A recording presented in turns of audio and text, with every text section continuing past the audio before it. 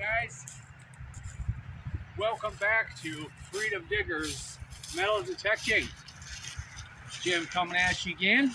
If you haven't already, please like and subscribe so you won't miss any more awesome content. So right now I'm on a site that Nicole and I have kind of scratched the surface on. Got a little bit of modern coin. I pulled a 56 wheat and it's pretty trashy. This spot was used in its last stage of life thus far as like a truck yard, so kind of trashy. They've graded out the back half of the land, but the front of the property is still relatively untouched, and although I haven't done any research, I highly suspect that there may have been a house or something like that here. So why don't you walk with me a little bit, and I'm going to show you why I am fairly certain there was a house site. So we're going to walk towards the front. On the way, I'm going to show you a little something. Now, this is more true if you're out in the middle of the woods. We're in a city right now, and this is really not applicable. But if you're out in the middle of the woods and you see these yellow flowers, those are daffodils, isn't that right, Nicole? Yeah. You see them in the middle of the woods, that's a home site. Those are not naturally occurring plants. Somebody planted that. So, if we were out in the middle of the woods, I'd be all over that spot. So, walk around and take a look. Clue number one is that there are groups of large, older pine trees, and they're kind of like the only ones of that kind here. All the other trees are, you know, relatively newer growth. They're shorter. They're different species of tree, but you've got these monster pine trees, and we'll take a walk over by them. And if you look at the way they're placed, you can almost picture them the way they would look if there was a house sitting here, you know? Maybe a couple sprinkled out front, a couple sprinkled out back, and that's what you got going on here. These pine trees, they're fat, they're pretty good size, so they got some age to them, whereas the rest of the growth around them is pretty young. You look how thin these trees are, there's not much to them, you know? It's kind of like me when I was 17. I think I weighed about 110 pounds soaking wet. Now I'm fat. And if you come through here, you can see this is kind of rutted out right here where we're walking, because they were driving vehicles through here on the regular. Now, could that have been more modern? Of course it could have.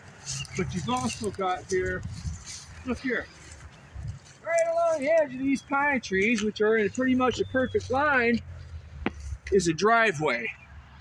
And this goes all the way out to the main road. It curves a little bit, but it goes all the way out to the main road out there. Sorry if the traffic noise is in this video. That's why I'm not going all the way up front.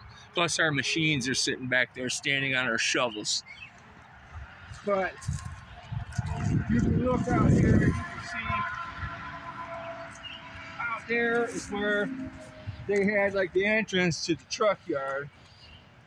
And when I came in here right away, I told Nicole, I says, we're not even going to try out there. Not right off the bat, because they graded that. They probably brought in some fill. If you're just wanting to get on a site and try and get some clues about it and get it to give up some secrets, I'm going to stick where things are relatively untouched, like around these trees, you know, back in some of these areas, you know. If you watched my video about poison ivy prevention and tick prevention, then you're good to go. You get right in there. You'll be just fine. Don't be shy. Bo was a little shy. I was. But up front here, you can see the driveway kind of curves, and it goes right out to the main road. So when we first got here, I started swinging right in through here. In fact, you can see some of the spots where I put my plugs back. And yes, I put my plugs back as nice as possible, even on a spot that's about to be torn up and turned into something else. It's just a good habit to be in. You know, good habits, right? And it was along here where I scored the 56 wheat and a couple other Lincolns from the 60s and a couple modern nickels. I'm sure there's more here. We're just gonna have to take the time to find it and get in here and, you know, with a variety of coils. Today I used the 7-inch D-Tech so I could kind of get in here a little bit. I might come back with a stock 11-inch.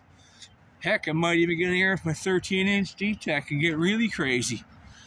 So that's just a little bit about when you're approaching a site, when you're going by a site, you're looking. If you want to do a quick run through on it and try and, you know, make some initial finds where you want to look. There's nothing posted here that says no trespassing.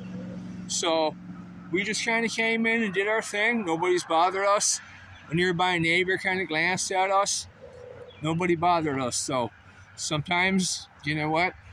If the cops showed up, I would just say to them, all right, hey, you know, we didn't see any signs, so we figured it was okay. We're not hurting nothing. We found a little bit of modern change, and, you know, we got all our junk here in our pouches, and believe me, we got some junk in our pouches.